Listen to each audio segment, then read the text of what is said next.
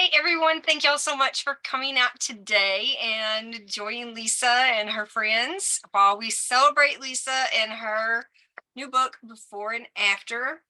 Um, Poems of Love and Grief. And it truly is, it's a love letter to her son, Alan. And I know that this had to be very hard to write, difficult. And I just think that Lisa was so amazingly honest in this book, and her poetry just very moving. And what a tribute.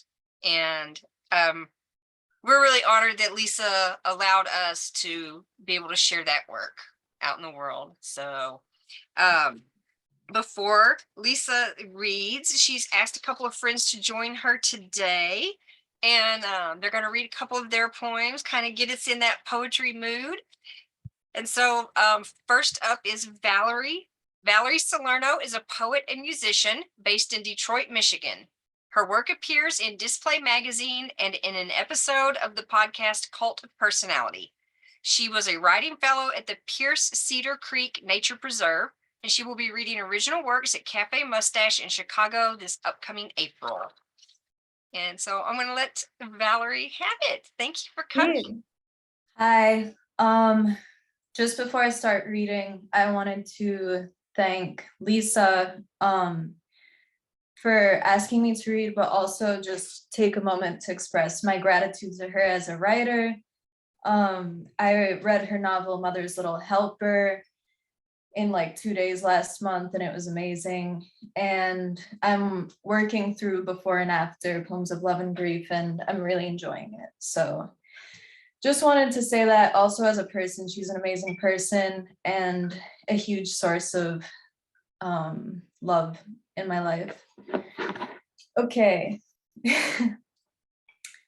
The first few are from the nature preserve that I did the fellowship on. I'm a creek. Fog hangs a birthday balloon. Saliva coats the inside, a slimy latex pocket.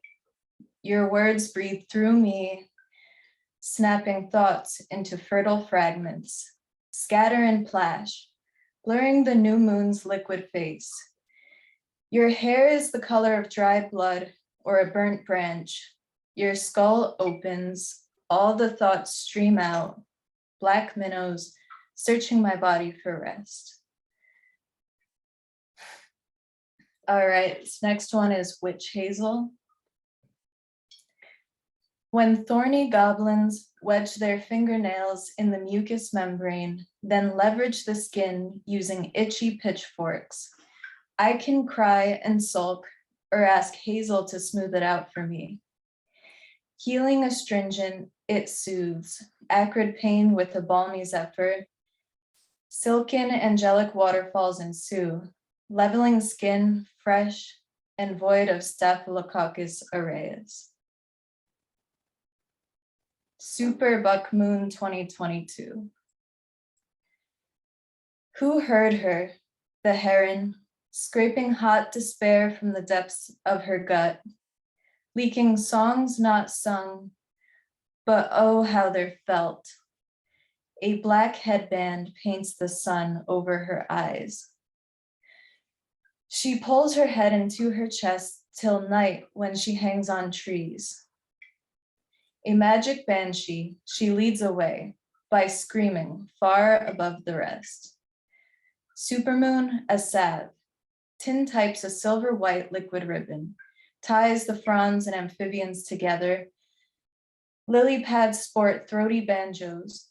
Colossal marbles fall down and hit the side of an aluminum well. A bucket overturns along with Roe v. Wade, the EPA, baby formula, breathing. Okay, the next couple are recent works. I have an accountability friend in New York who also writes poetry, and so these are from our Discord exchanges. Clean, chained melodies, unsent letters, the frigid breath, 0 degrees. I wake up free to the hunger in my belly, sharp, and the radiators are sweating. Outside is a world of suspension, necessary for refraction. Inside is a boozy womb, warm like mama's milk. Baby, it's cold outside. Last night, I received a prescription, a plan to purge every bug and heavy metal out of me. I will be the cleanest conduit, purest form. St. Florian bells melt new air, false and brightly mixed, like icebox cookies heaped at New Palace Bakery. Bluebird, stone, Baladidaka coats the curb. Ramadan Mubarak and no booze for Lent. No green hangovers for the painted lady. Breathe out, adult lungs. Honk if you love God. That was my Hamtramck poem. All right, I'm gonna read 2 more, and then these ones are a little silly, so it's okay if you laugh. Or not. Snow fills outside my window. Outside my window is my landlord's yard. He lives in a large, creamy, Italianate mansion. When I look up the Pantone shade, it's island spice. I live in a charming, long, brick dormitory next door. It has stale smoke smell, dark, quiet afternoons, considerate lesbian DJs. The rent is cheap. Anyway, flakes shake down outside, draping evergreens. They stouten under the weight. Swelling clumps gum up the green. I could paint this, maybe stay home, maybe tell my boss I died. Okay, this last one is my outlet for, I got a 2nd-degree burn on my wrist at work. It's a lot better now, but I wrote this poem when I was really feeling the pain. Don't mind my cat drinking out of the faucet. The cheese fell and my fate congealed. Now I am done. I can't shrink my soul for a piece of bread dipped into legio. They replaced the Eucharist with this. Oh, my wrist with a dearth of skin, boiled duck, each nerve like tased, pin down my veins. Ow, ow, ow, ow. Thanks, boss. Faded since the day my siblings and I danced in a circle, as around in an invisible edifice, chanting, or more like singing, in a show tune affectation.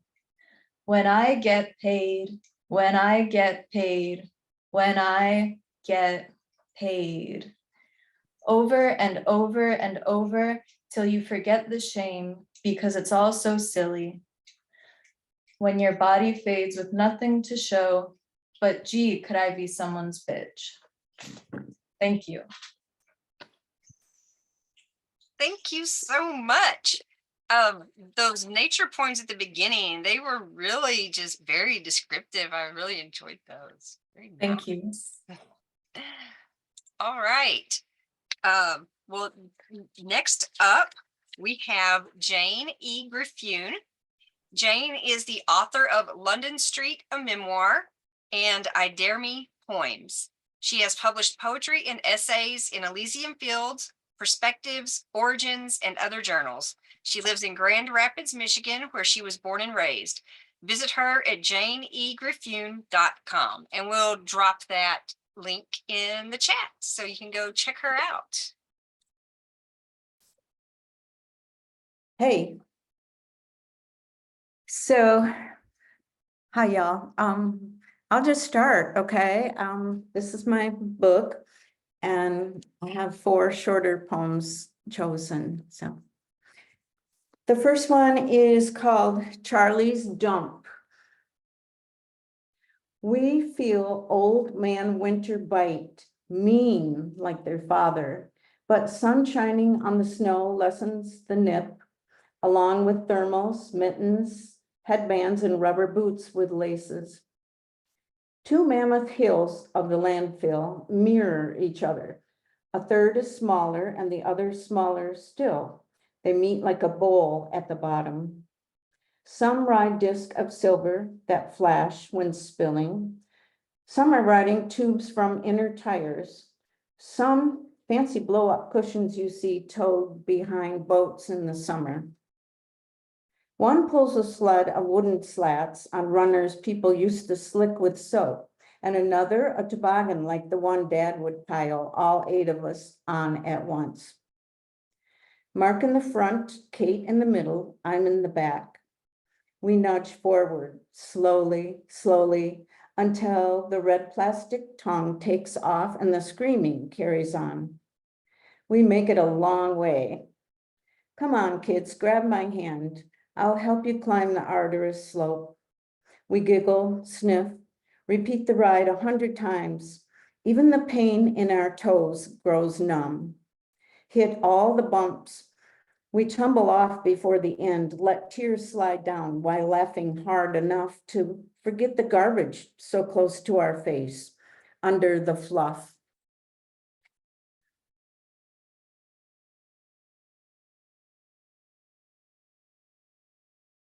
I'm just going to keep on unless somebody tells me to hush. This is number 2 out of 4. It's called I Dare Me. It all started with a new Estee Lauder lipstick. I scrutinized my image after cleansing my complexion, dismissed the thought as vanity, keeping to a younger day when I imagined graceful aging with unpretentious gray.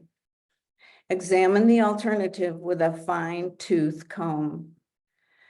The notion recurs each evening until one Thursday deliberation balls me out and I concede. The idea takes over like spring fever, makes one clean the basement, bathe the dog, buy a pair of slim black pants in the latest style. Then, like any woman might do when life seems at an impasse, I slipped into a salon. Can we help this? Jazz it up a little, just a bit, so people wonder but won't quite know. So Jeff mixes paste in a cup, brushes it on, wraps foil around my hair like pie crust baking. Friday night, I consider going downtown. Reflection in the full-length mirror whispers, go ahead. I pull on new black crop pants, silver sleeveless sweater, run my fingers through my hair. As Gilbert and Sullivan observed, you can't be arrested for flirting, and there's these moist and honey maple lips waiting to be kissed.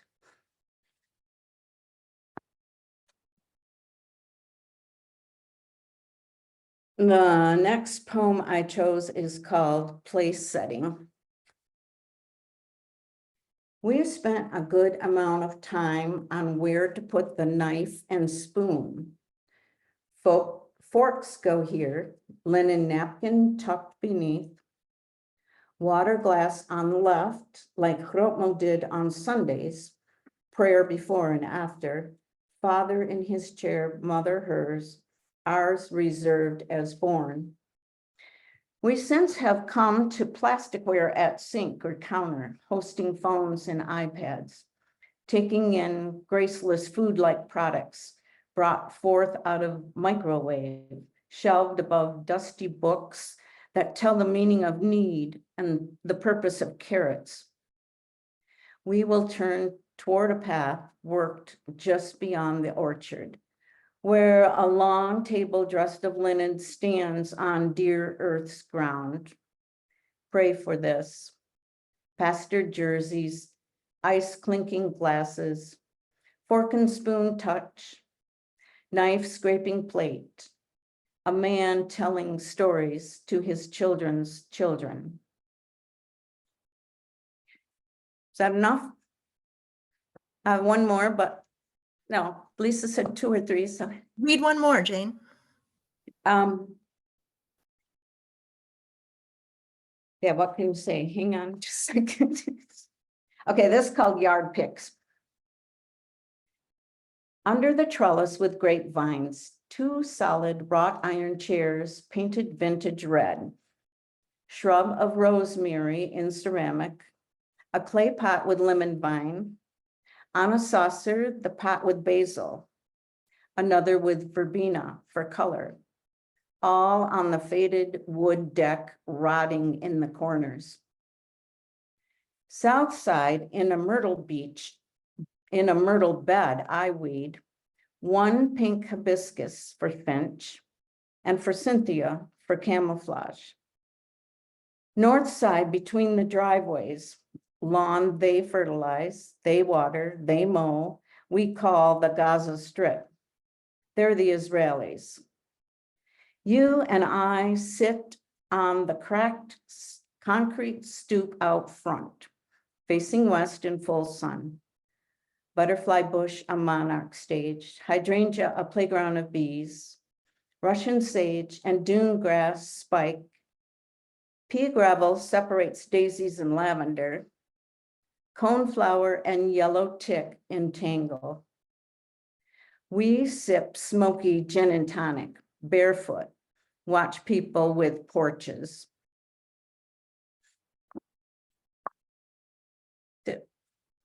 Thank you so much. Thank you. Wow. And thank you, Lisa, for inviting me, and thank you for this opportunity. All right. Appreciate y'all. And we've got Jane's link in the chat, so you can go check her out and maybe buy some of her books too. So, all right. Well, and now the reason we all came, Lisa. I'll give you a short bio, but I'm sure that if you've read her work at all, you know more about her than just a bio will say. But Lisa McAllister has been writing poetry and stories since she first learned how to make marks on paper with a pencil. Her debut novel, Mother's Little Helper, was published in October 2023. She lives in Grand Rapids, Michigan with her husband, Tim, and their ginormously spoiled golden doodle, Donna. She is the biological mom of 2, Alan and Will, and the bonus mom of about 10 more extremely talented young musicians, artists, and poets. And give it up for Lisa. Thank you so much. First of all, I'd like to thank Karen and Gnashing Teeth for taking a chance on me and on the book. I'd also like to say thank you to Tiffany Woodley for her brilliant insights in editing, and Andrew Hilliard for his beautiful, beautiful cover design. Thank you to Jane and Val for agreeing to be here and share your impressive work with us. I really appreciate it. Thank you to Tim and Alan and Will for existing on Earth at the same time as me. And finally, thank you to everyone who logged on and is spending part of your Saturday with me. So with that, as stated, the book is Before and After, Poems of Love and Grief. And the poetry that exists in this little book took 30 years to create. Some of it was written many, many, many years ago, before I had any idea what was coming. And some of it was written after we lost Alan. In case anyone doesn't know, Alan, my firstborn son, passed away in 2019 and left a huge gaping hole in a lot of people's lives. So this is only a tiny, tiny way of trying to brick up that hole, I suppose, or fill it. And so let's start reading. The first poem is one of those that comes before, and it just really gives a picture of how good things can be. It's called Genesis because that's where you start, right? Genesis, a story that's still being written. Preface, a curse we called down on ourselves when we sat in blanket fort, rubbing hands over each other's shorn heads. We talked in baby language, and secret ancient charms swelled in tenement apartment blues lyrics and the sound of a snowplow, oceanic pull, some Genesis, masterful first line of a novel, infant skull squall slipped as easily as a key into lock of first real house, found without metal detector, traced without mystic palm reader, tattooed on soul without gun or ink, the shape, the contour of face in sleep, the arc of bare foot. Some might call it first sight, love at first sight, a thing that could happen to anyone. When we know we opened a door and cosmic light shot out and enveloped us and shook us up to space in astral beam, and aliens smiled on us, and Jesus was there with lamb under arm, and he anointed our heads blessing, and Buddha showed up and we rubbed his stomach in pastoral mountain range, and all around bees hummed in the lavender where 87 golden virgins danced beneath Saturn's rings, naked beatnik intoning poems, and your big blue car waiting with doors thrown open to take us back to earth, where we became fruitful and multiplied, and all of them, the saints, the gods, the sinners, and the poets, all of them watch and they say, it is good. So that's the first poem in the book, and this is the last. Like this. I do not fear death, not anymore. I fear boredom. Without constant distraction, thoughts run amok to places I don't want to go. And I fear sleeplessness, night churning around me, stomach dissolving insomnia pills into uselessness, and the way the light creeps around my bedroom while dad and dog snore. I fear conflict and anger and harsh words, but also unexpected kindnesses, both assaults that I don't know what to do with. I fear music. Every new song on the radio, a body blow to absorb, a memory bomb that ticks while I fumble with the button, trying to find something harmless. But that doesn't work either, because you always were the car DJ, the music Nazi, clicking George Michael and Donna Summer off within one note, giving me a look, a sigh. I don't fear death, but I fear old age's gentle onslaught of forgetfulness. Who will remember the feel of your 4-year-old hand? And who will keep the secrets only I know, the baby secrets, the boy secrets, the buzz of you? I'm a coward who wants it to be easy, go to sleep and not wake up, the way the gruesome little kid prayer says, if I die before I wake. But the broken pieces of me lay scattered across Route 66, and there's no one left to wear the glasses that came in the mail on Friday. And who will remember Monday as garbage day? And who will fill out the paperwork? And who will remember your brother's shoe size and dad's blood type and what side the gas tank is on? And so the fear is life and breath and putting one foot in front of the other. It tastes like your favorite foods, the ones you'll never eat again. It sounds like Muddy Waters, the MC5, and dad screaming in the backyard at 2 a.m. It smells like candle wax, lilacs, and musty Converse. Fear lives here now, taunting us from the shadows, pokes us and jeers us and teases us. We set a place for it at the table. We welcome it in every night, beg it to leave in the morning. I don't fear death, but I do fear life, a life like this, going on like this until the end. So yesterday, I believe it was the anniversary of both Kurt Cobain and Allen Ginsberg's death, both of whom were very important to me. And I wrote a poem a few years ago called April. Leaving our shitty apartment building on our way to work minimum wage jobs, cold but sunny, and our neighbors pulling SSI checks from mass mailboxes. We didn't have a TV, no smartphones or computer. The newspaper box outside proclaimed Kurt was dead. You fumbled for the quarter, whatever it cost back then, newsprint staining your fingers black, as a concert t-shirt. Later, we watched Courtney read the suicide note to an army of flannel freaks just like us, cried as one. 3 years later, in the break room of a different shitty job that smelled like soup and moldy carpet, eating a sandwich and calculating my overtime pay, someone left a newspaper on the table. And just like that, Allen Ginsberg was dead, while our Allen was home and 3 years old, wearing corduroy pants, a t-shirt, and learning how to read. Your dad died in April, too. April deaths glitter in new grass like dangerous bombs. We almost lost Alan in April, a day before Easter, rushing to the hospital to find him sitting up in bed watching baseball, customary chagrin, and a plastic bag with a t-shirt they had to cut off him to save his life.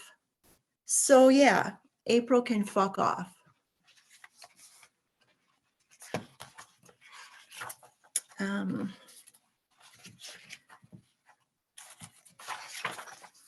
This next poem is an older one. Really old, actually. I believe that I wrote it when I was pregnant with Alan. Looking toward future 21st century, 1. Next thing you know, you're old, broken, low rent Charles Bukowski, sad and sagging everywhere before you've had a chance to do anything. That's how they want to keep you, down and out and standing in endless lines, around the corner and down, past the parking garages, until you've forgotten what you're waiting for. And no one cares what you've read or whom you've met or what you wrote once on a napkin in a bar. You're a genius so prolific you could wad it up and throw it out on your way home. 2. I dream, unfocused on reams of messiest poetry as Tim mutters about Michael McClure in the corner by the bookshelf, our precious child long since run off to write books of his own about lousy parents. Cockroach scurries across green linoleum while I'm on the toilet. Another empty bottle rolls on its own across my line of vision. When will my lace bird curtains fly away? 3. Bleak imagined future. Where does it come from? Why now? With cute sleeping boy in baby swing, with big bird grinning at me, with burning cigarette end almost at my fingers, with dark green furniture, with candles lit and pretty, with Chicago this weekend, with pot looming next week, with bills piling up, with cracked new notebook on lap, with Whitman, with Wachowski, with blues so close I can taste them, with Tim. You're morbid and cute, he says, and then kisses my toes while I shrink.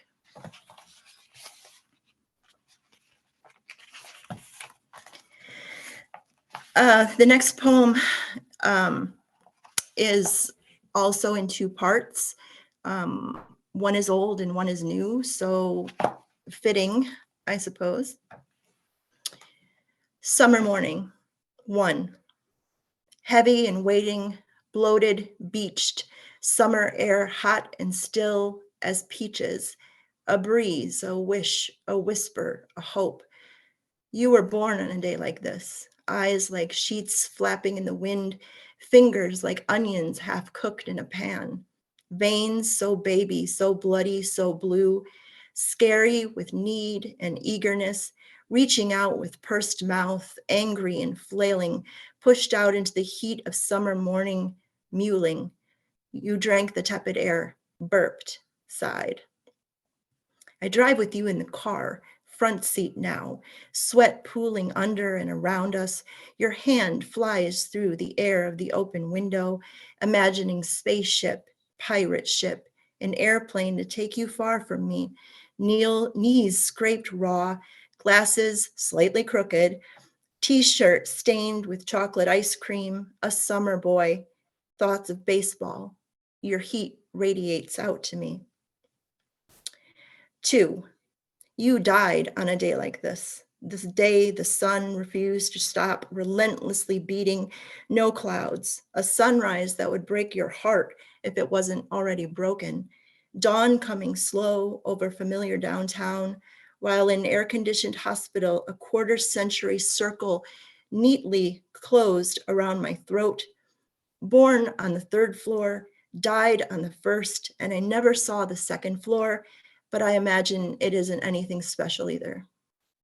Your shirt, your hat and shoes, your car and wallet and driver's license, your gray socks pulled on without thought hours before, and all the pain your heart could bear, and more, more, more. I wasn't there, and it haunts me. I felt your first breath, but not the last. I know you don't mind, but I do. Sweet child cheeks, sweet, innocent, wild baby, sweet summer boy. Your music still spreads like a heartbeat through the house.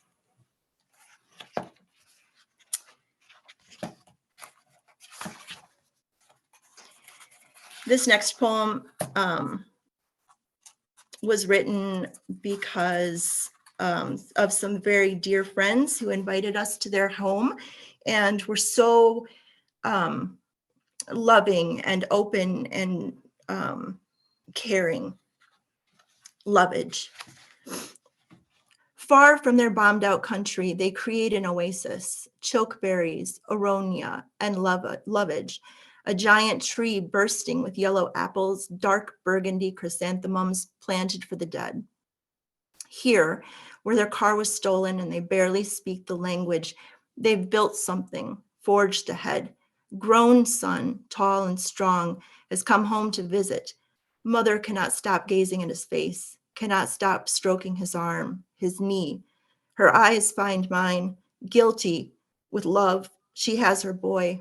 I have the moon. She has old country recipes for soup to heal my heart, because she knows to lose a country is to lose a son, and to lose a son is to commit cellular level genocide, flee across an ocean. A sprig of thyme, the pork chop I made you that night. Our countries were wild and we longed for them, despite the wars, the tears, the grief of mothers. The difference is she will return someday, home to her garden where lovage grows 7 feet. Her son digs some up for me to plant it in your garden where it can grow wild and tall like you. If it is all I have, I will make soup, enough to find my way home. Let's see here. Okay. Up to you. I'm crying now, but that's a normal state for me. A mother's love is never done, never dormant, never waiting.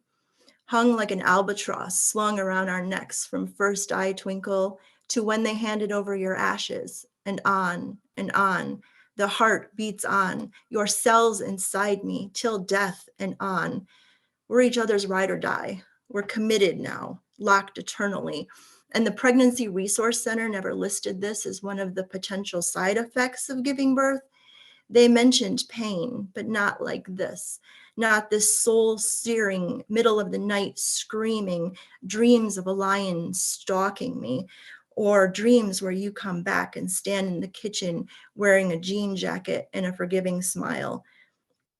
And if I had known, I would have taken it all of that and more, and gladly. That is mother heart love that endures for you, for me, and they can't separate us even now.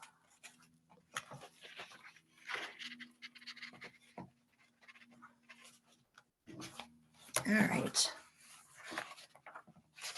Well, I had these marked, but you know. Oh, here we go. All right. This is also an oldie, I guess. It's called Failures. All the ways I've tried and failed crowd around me. All the tiny little cancers fill up my brain with black blight. All the times I turned on the TV, lay with the baby on the couch, exhausted, thought, this is your life now. When we listened in bed with exhaustion and shame to cockroaches beginning their nightly dance, when we ate ramen noodles and hamburger helper every night, or fed the kids something boxed or microwaved, all the jobs tried for and rejected, all the poems unwritten and free floating, all the trips planned for and then forgotten, all the glorious golden stretching afternoons with nothing to do in hot summer sunshine. Never once did I think that one day I would wish myself back there.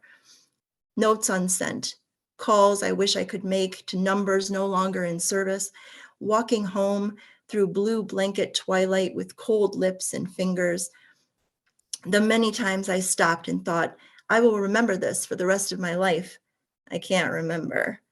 Can we consider that failure? We had ceiling shadows that made shapes for us in the dark, him and her. They made love all night long above us in orange relief as we lay awake.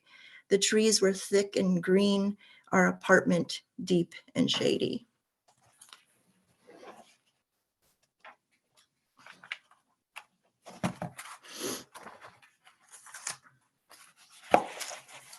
For Alan, born of feminism and punk rock, eyes that fill at the slightest affront, chin that quivers when you try not to cry, and I am abashed when I speak to you harshly. You live in a cave of adolescence, protected by your earbuds, loud, clanging music that echoes through the evening while you sit and do your homework and suck down chocolate at your desk. I linger in the hallway outside your room, afraid for you. I see the man you will be, sarcastic and silly, wrapped up in your own insecurities and alone as men tend to be. You're all wrapped up in skin and bones and falling out teeth. You're all wrapped up like a present someone gave me a long time ago that I looked at and loved and put back in the box to keep safe. Soon someone will open the box and take you out. She will unwrap you from the tissue paper and marvel at your clean, shiny newness. She will thank me, I think. All right. I guess we've got one more. And then if anybody has any questions, I would be happy to answer them. All right. US Highway 94. Hurtling through the darkness with you, the children on our backs, past dune towns and winter woods, car lights spark, the warmth of your hand, your arm in Kelly green wool cardigan. Billboards splash their garish colors across your cheeks on our way home to light, your lips. Your hands rest light on the steering wheel. This is love. This is love. A car of love, flashing through a night without stars. The boys breathe in and out all the way down the freeway. The windows are foggy. Life seeps in through cold glass. The tires pulse with every mile. The radio serves harmonica. I exhale poetry, and your hands, veins, bones, muscles, skin. Thank you very much. I wanted to end on kind of a happier note, if you will. So if anyone has any questions or you want to put them in the chat, I would be happy to answer them. Well, I guess this is a question I have. I could have asked it at any time, but as I was going through and reading the poems, and I've read them, I don't know how many times, but they never lost their impact.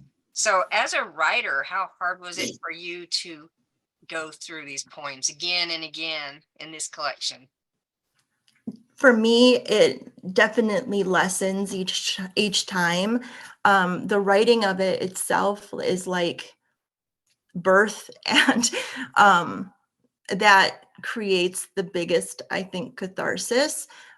Just getting it out and down. The editing, you can go back and be, or I can anyway, go back and be cutthroat about it because, I've already put it out there. So I don't tend to edit as I'm writing it. I just kind of let it be organic, and then I go back later and make surgical cuts and whatever. But it's helpful, I think.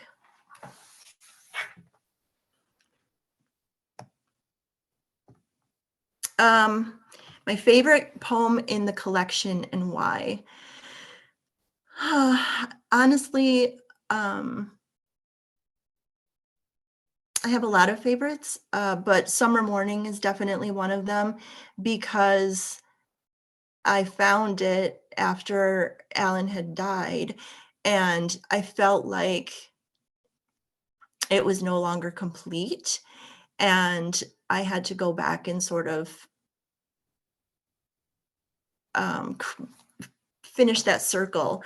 As I said in the poem, I had to make it closed, unfortunately. So from birth to death, that's one of my favorites. Genesis is also one of my favorites because I feel like it really encapsulates my Tim's and my relationship. Very much so. We feel, I'm speaking for him, but I hope he feels this way as well. I feel like we've been blessed with each other, with a soulmate, even though I hate that terminology, a person that understands us completely, and that from that grew these two amazing people that are Alan and Will. So, and by their existence, they blossomed and have filled the world with their talents and it just keeps growing and growing. And the reason why I count at least 10 bonus children is because all of those kids who aren't kids anymore were drawn in by Alan, and he never picked a bad person, except maybe the last person, but he never picked wrong. He told me a long time ago, you really need to meet my friend Val. You guys would get along so well. You would love each other. And it's true. She's fantastic. So he wasn't wrong. Thank you. I have a question as well. I noticed, especially in the poem New, which is one of my favorite ones so far, reading the book as well, that there's a rhythm and a repetition that really, I think, like serves like bringing back, like the narrator feels like they're like trying to like collect themselves back into their body. And in terms of rhythm, do you feel like that or the meter rises naturally while you're like just in the zone? And then on top of that is your relationship with music. I happen to know you and Tim are big music fans. Do you think that your relationship with music and listening to music is reflected in your practice? Yes, absolutely. So it does come relatively naturally when I'm writing the poem. I think it's because I kind of follow the whole beatnik writing where, you just, like Allen Ginsberg says, you follow your breath. So I try to do that. And because I am so in love with music, but I can't play it and I can't sing it, I have a tin ear, to say the least. I think I use poetry as my way of expressing the music that's inside of me, because music is very important to me. And on that note, as I said in the foreword of the book, I lost music for about a year after Alan passed away, because to me, Alan is music. He definitely embodied music and was a talented musician. So I couldn't listen to music. I didn't listen to music. It felt like just like knives stabbing me. So I listened to like radio shows, not even podcasts, but like old fashioned radio shows from the 40s when I was in my car, because it took me out of myself and constantly thinking about things and whatever. So I would listen to these old timey radio shows. And even one about an insurance man, which now that I think about it is so weird and boring, but it was really interesting and I liked it a lot. So it took me like a year, like I said. And then as I was able to let music back into my life, that's when I was able to start writing again. And when I finished the novel and when I was able to write poetry again, and it felt like healing to me. So music is very important. Got a couple of questions in the chat. What else are you working on? Thank you for asking. I have a novel that is being edited currently. It's called Rebel Girls, and it is about a riot girl from the 90s who's now middle-aged and trying to raise a daughter as a single mom.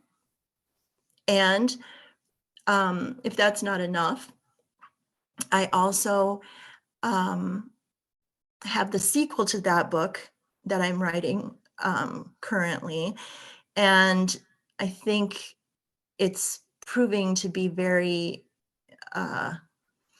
time consuming because what I'm trying to do in that book is basically tell the story of feminism within 3 generations. So I'm going to call it the now generation, the old school burn your bra 60s feminists without whom none of us would be where we are today. Then my generation, the post feminists, I suppose, the riot girls of the 90s who, took what had been given to us in the 60s and ran with it. And then the post feminists, the women who are coming of age now in their 20s and early 30s, who are doing phenomenal things within feminism. So I'm trying really hard to do justice to all of those things while juggling them within a story and a narrative. It's kicking my ass, frankly. It was a lot. It is a lot. So I'm trying. I'm about 3/4 of the way finished writing that story. So. Great. Do you usually have a good sense of where your poem is going, or is this revealed to you along the way? Usually it's revealed to me along the way. I think that there's kind of 2 kinds of writers. There's the plotters, and then there's the pantsers, as we call them in writers group. And the plotters have a plot, they have an outline, they have an idea of what they're doing. They're very smart people. And then there's me, and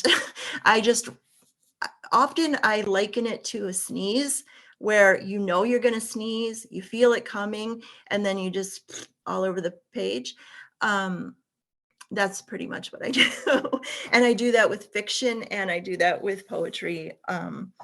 I tried one time to write a novel with an outline. As Tim can attest, I had this big poster board and I had all these cards and thumbtacks and yarn connecting them like I was in a conspiracy theory group, and it was insane. And it still didn't help me. I still was unable to quite catch what I was doing. So I'm not a plot-based person when it comes to either poetry or fiction. I'm more character-driven, image-driven. I wish I could be a plot-driven person because maybe I would make some money like Michael Crichton or something, but I just, I'm not. So here we are. All right. Did you consider reading your poems audiobook? I have not considered that. I hate the sound of my own voice, but if someone wants to volunteer to read them, have at it. Well, Richard says he loves the way you read and your voice. So, Oh, thank you very much. Thanks, Barbara. all right. Anybody else? All right. Well, I want to thank y'all again for coming out today. I know it's in the middle of a Saturday and you took time out of your day to join us as celebrating Lisa and her book. Yes, thank you very much, everyone. If you haven't got your copy yet, or if you know someone who you would like to gift a copy to, you can find it on gnashingteethpublishing.com. Definitely check it out there. And I'm sure if you got a hold of Lisa, she would be happy to sew you one herself if you're around. So two Yes, ways I to would. get it. Two And ways. I'm putting I just put my website in the chat, by the way. All right.